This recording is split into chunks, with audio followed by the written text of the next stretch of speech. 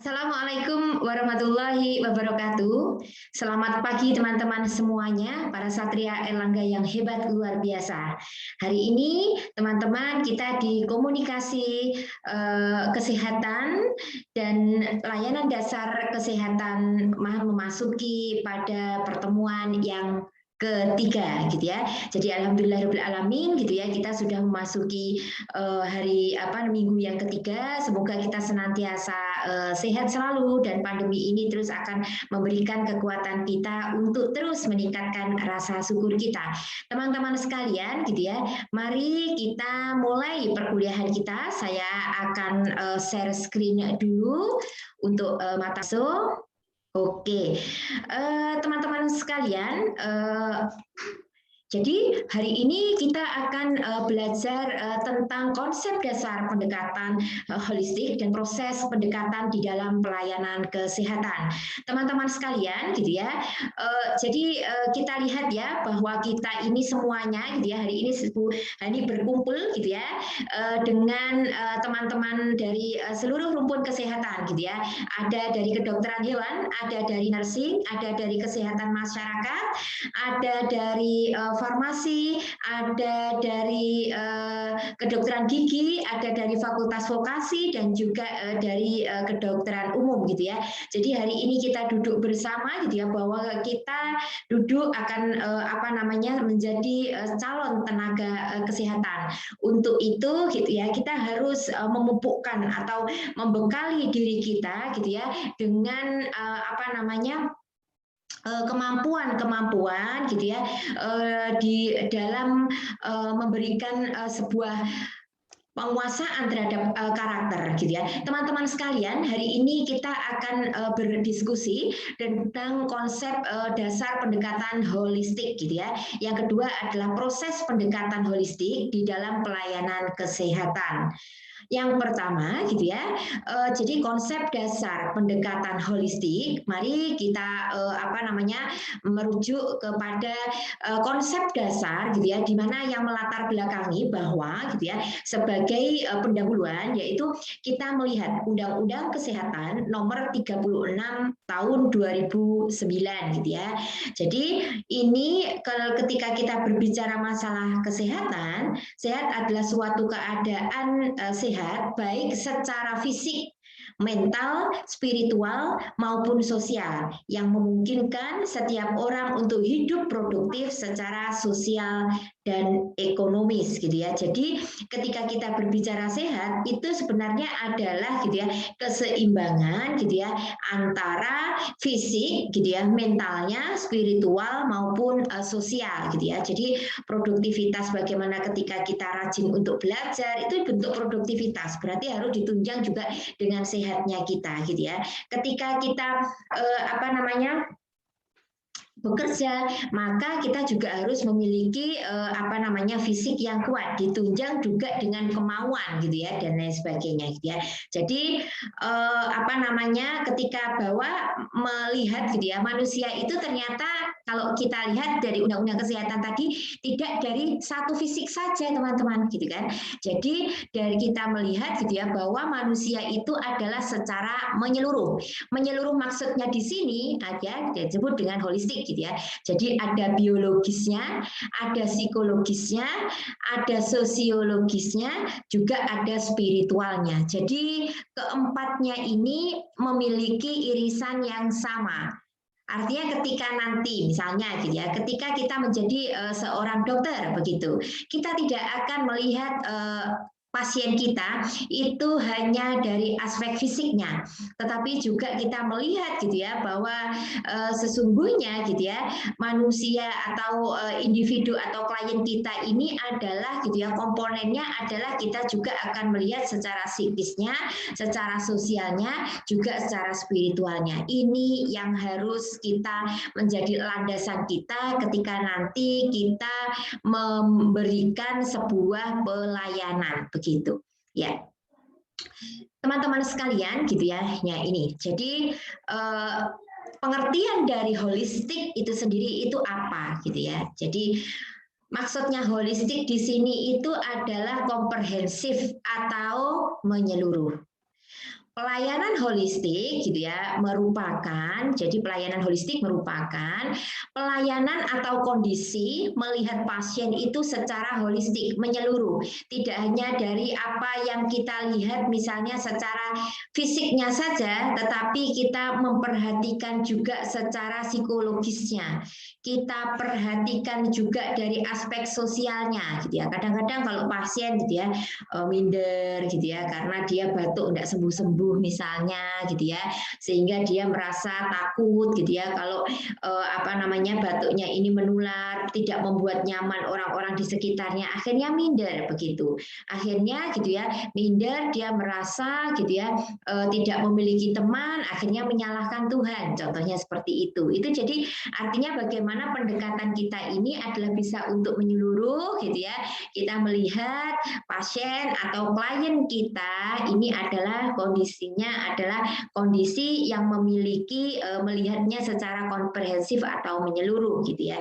Jadi pelayanan holistik adalah keadaan untuk melihat pasien secara holistik yang terdiri dari masalah fisiknya, psikososialnya, spiritualnya, dan kultural gitu ya, yang mempengaruhi persepsi sakit. Kita kemarin belajar yang di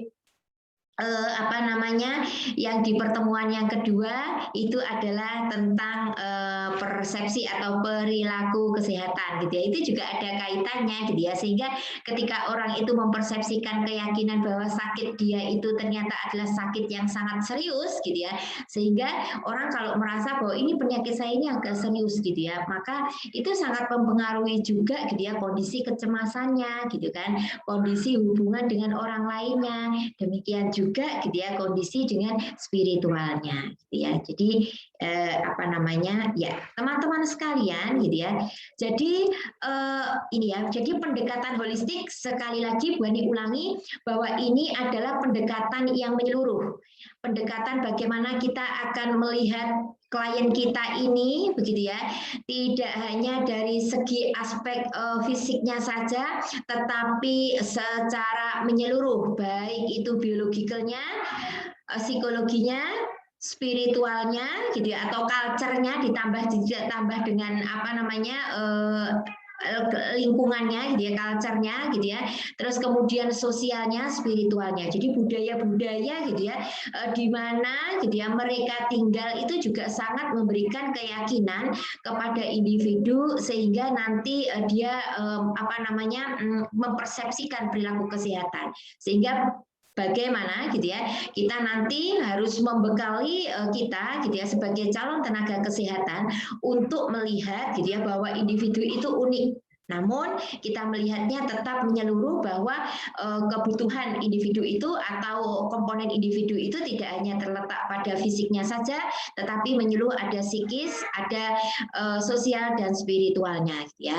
Nah, ini gitu ya. Jadi nanti bisa diperhatikan gitu ya bahwa holistic care gitu ya atau pelayanan dari holistik itu adalah gitu ya bagaimana ini adalah kaitannya dengan fisiknya, kaitannya dengan sosialnya, kaitannya dengan psikologikalnya, kaitannya dengan spiritualnya. Masing-masing itu adalah memiliki porsi di mana juga harus dihargai dan dipenuhi perbedaannya gitu ya. Jadi artinya kita melihat secara kompleks gitu ya bagaimana kalau psikikal itu misalnya adalah kita memberikan manajemen nyerinya gitu ya.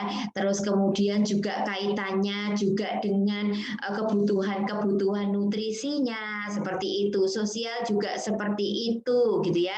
Jadi ini semua itu adalah bagian-bagian bagaimana holistic care gitu ya.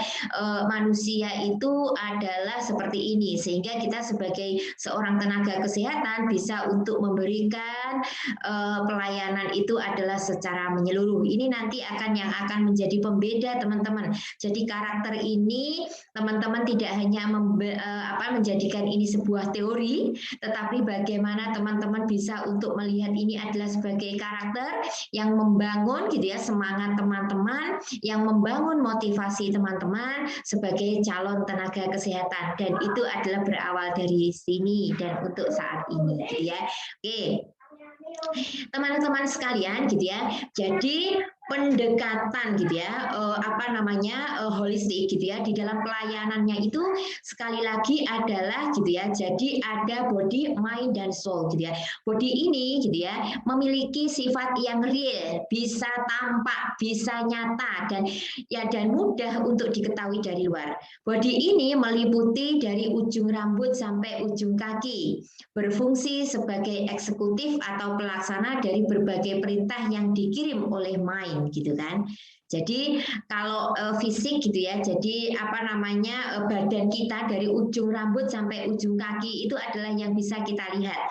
Tetapi kita sekarang juga harus kita padukan gitu ya. Kalau tadi itu secara real bisa kita lihat, kita juga memadukan bagaimana yang namanya mind. Mind ini adalah memiliki sifat yang abstrak gitu ya kan. Jadi tetapi masih agak mudah diketahui atau diterka isinya dari luar.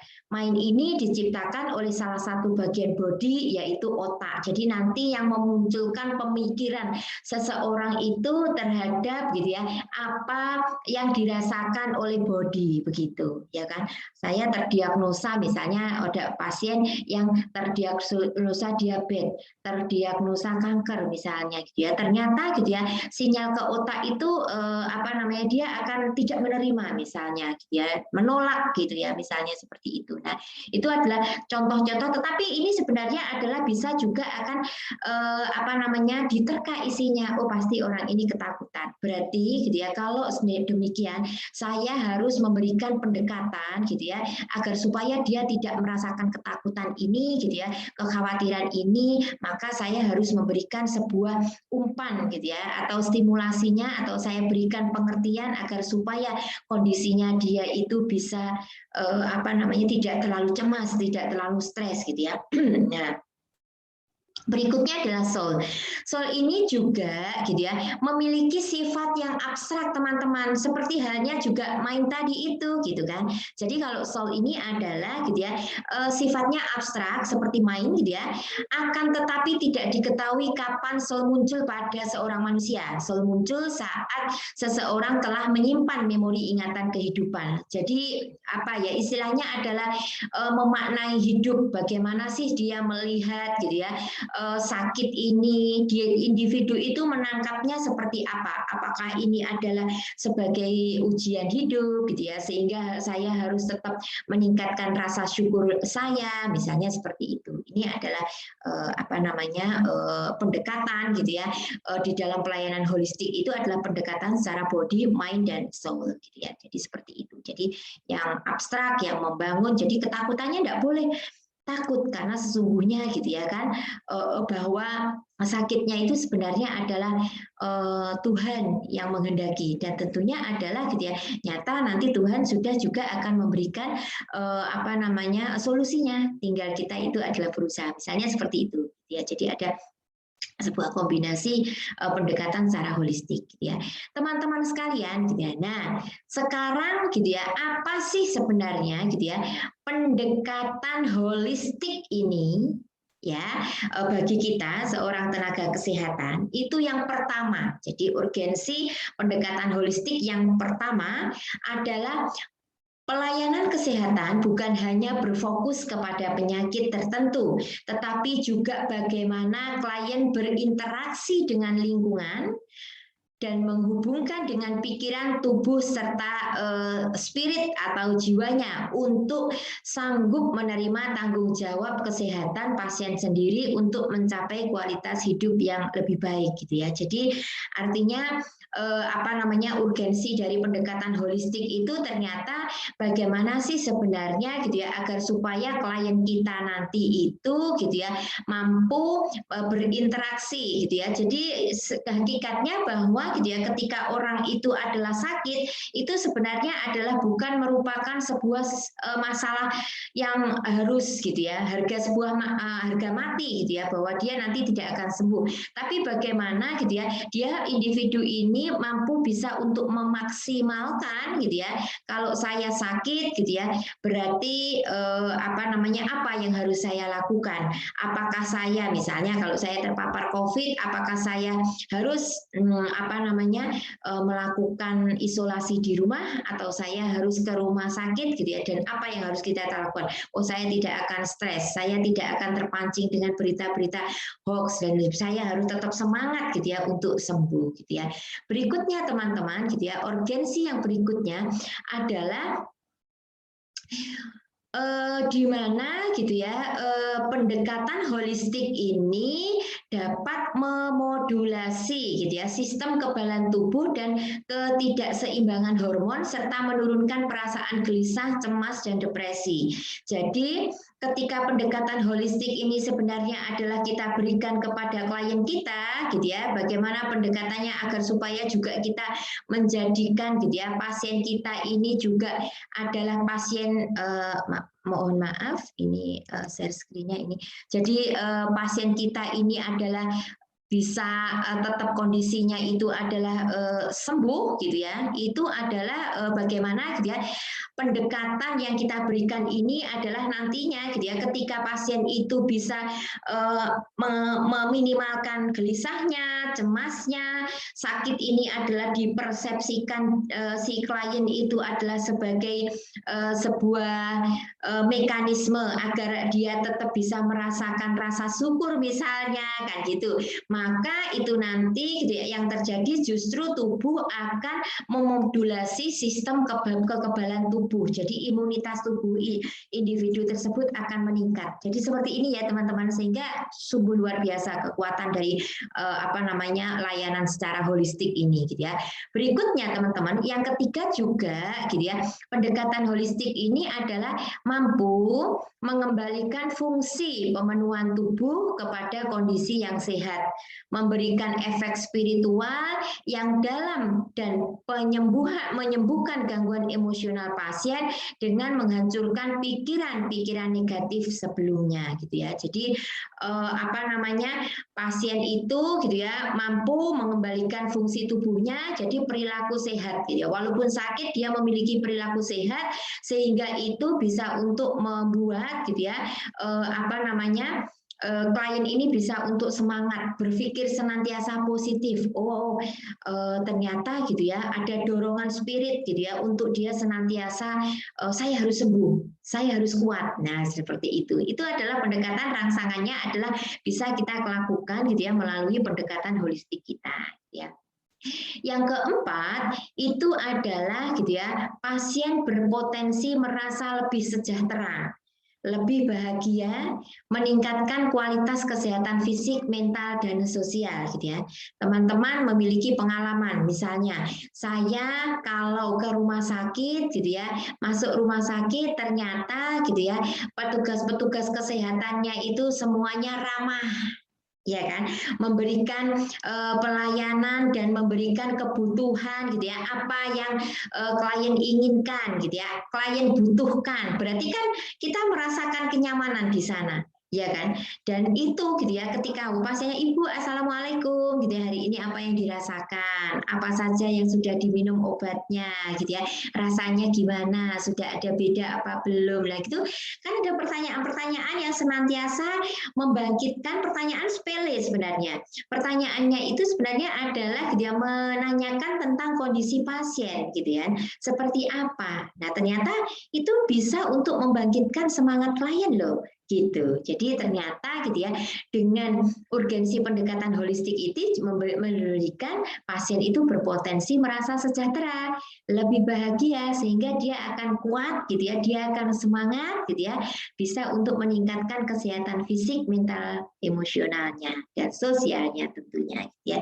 Jadi kita sebut dengan kualitas hidupnya menjadi meningkat gitu ya. Ya.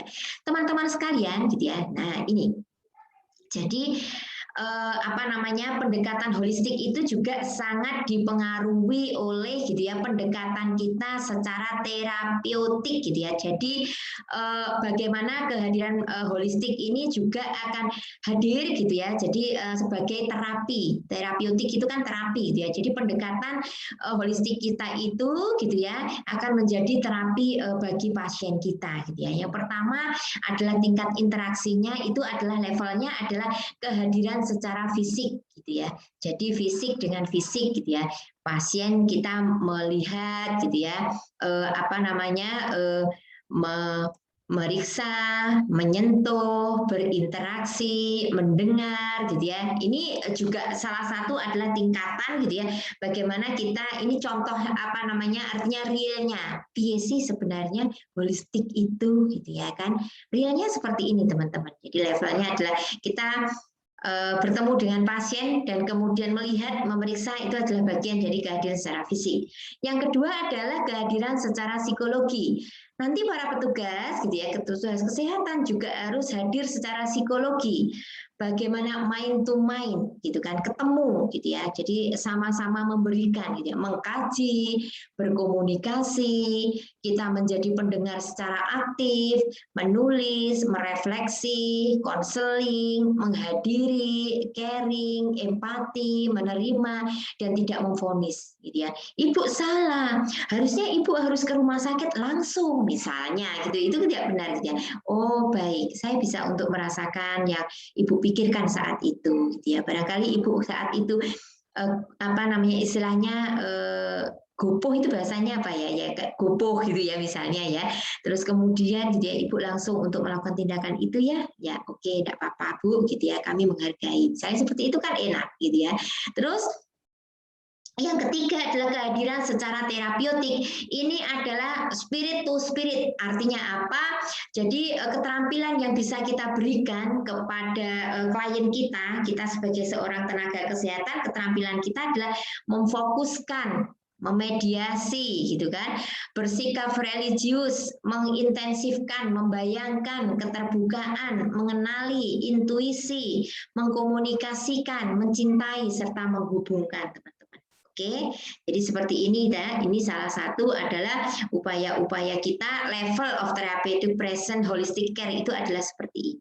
Ya, jadi levelnya itu adalah fisik, kehadiran fisik kita, kehadiran secara psikologis kita, dan juga kehadiran secara terapeutik kita.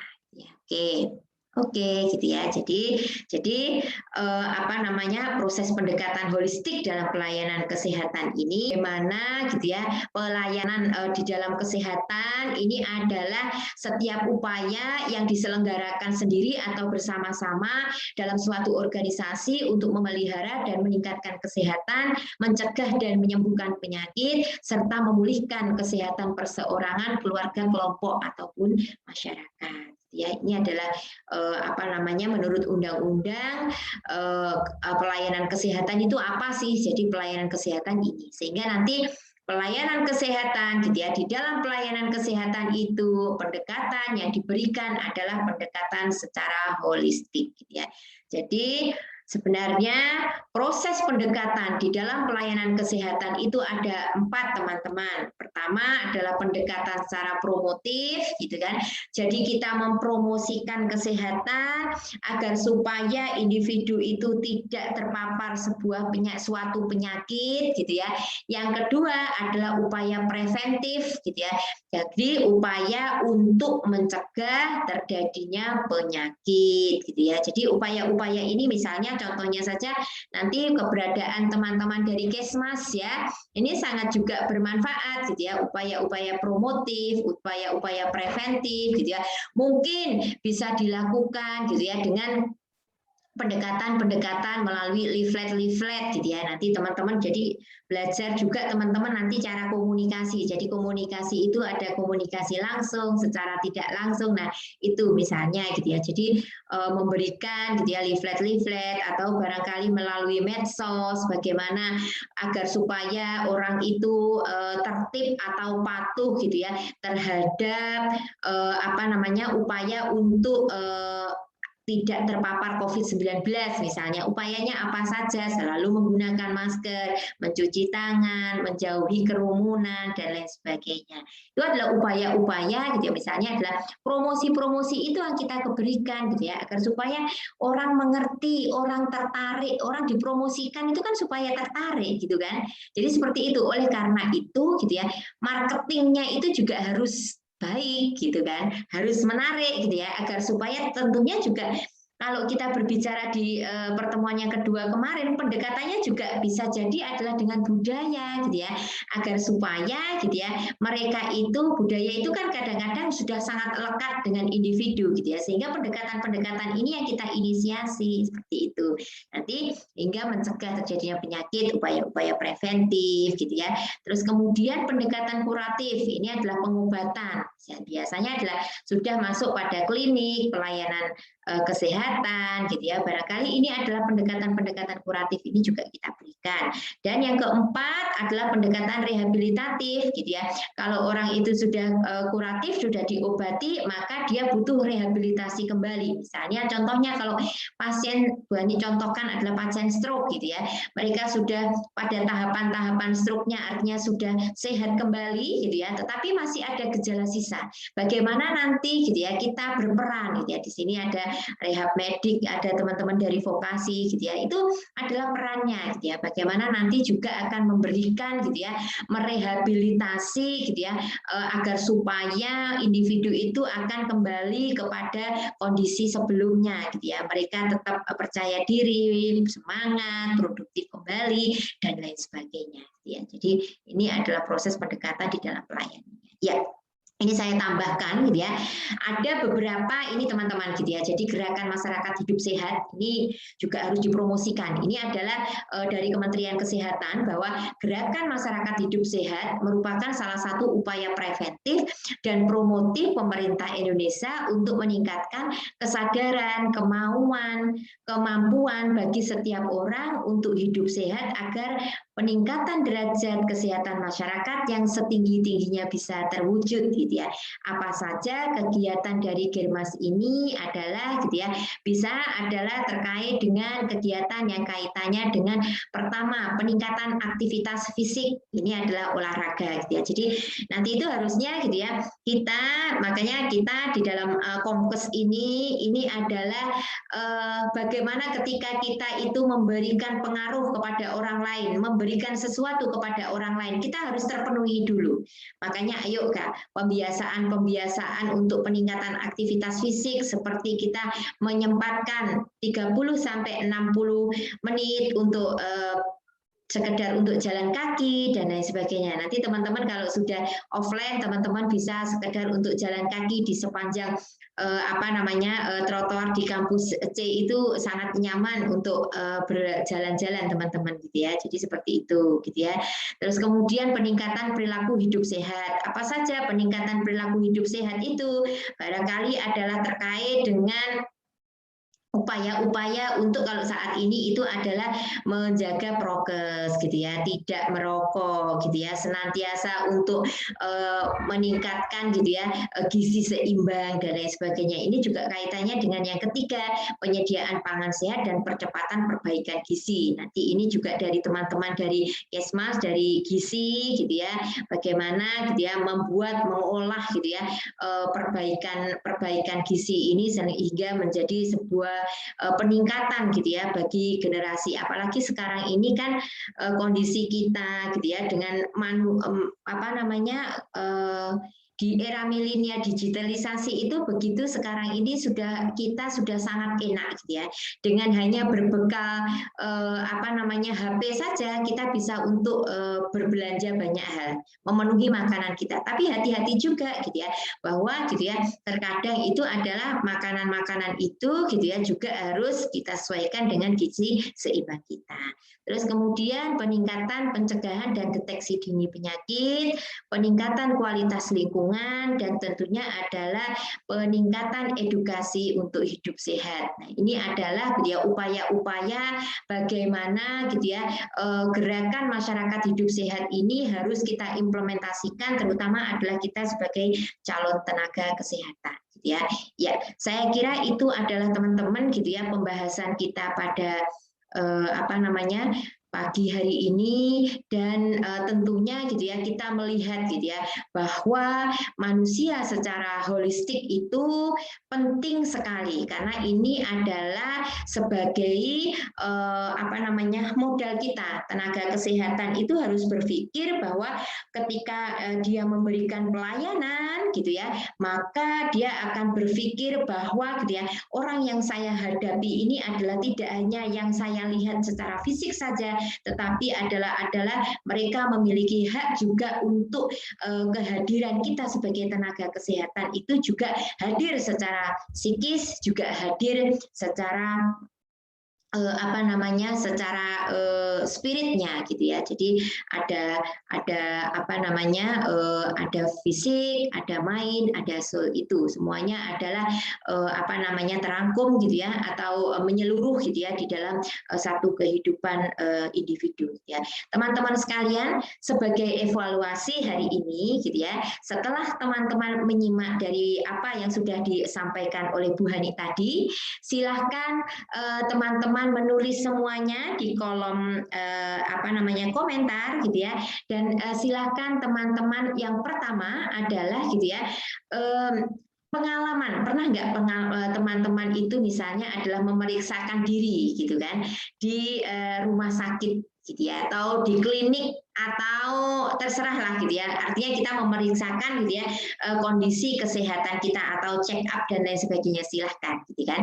Pengalaman seperti apa yang teman-teman apa namanya bisa gambarkan ketika teman-teman mendapatkan misalnya adalah ramah gitu ya, kadang-kadang petugasnya ketus gitu ya, apa yang teman-teman rasakan saat itu gitu ya. Sehingga itu yang pertama. Pertanyaan yang kedua gitu ya, kira-kira gitu ya, Anda nanti sebagai seorang tenaga kesehatan, calon tenaga kesehatan, ya, melihat pengalaman yang telah Anda lakukan tadi, gitu ya, pembelajaran tadi itu, maka gitu ya, motivasi seperti apa yang ingin teman-teman bangun ketika nanti teman-teman memberikan pelayanan kesehatan ini, gitu ya. Silahkan ditulis di kolom chat. Ini adalah kolom komentar. Maksud saya, ini adalah bagian dari evaluasi untuk kita materi hari ini. Teman-teman, salam sehat selalu. Silahkan gitu ya dikerjakan gitu ya. Terima kasih atas perhatiannya gitu ya. Salam sehat selalu. Semoga pandemi ini segera berlalu dan kemudian di pandemi ini kita terus akan saling menguatkan, saling mensupport, saling mendoakan dan menahan diri. Semoga para Satria Airlangga yang hebat luar biasa, yuk gitu ya kita bangun karakter kita, karakter excellent kita, karakter luar biasa kita untuk memberikan yang terbaik dan bisa menjadi pelopor dalam segala bidang. Satria Airlangga hebat, luar biasa. Assalamualaikum warahmatullahi wabarakatuh.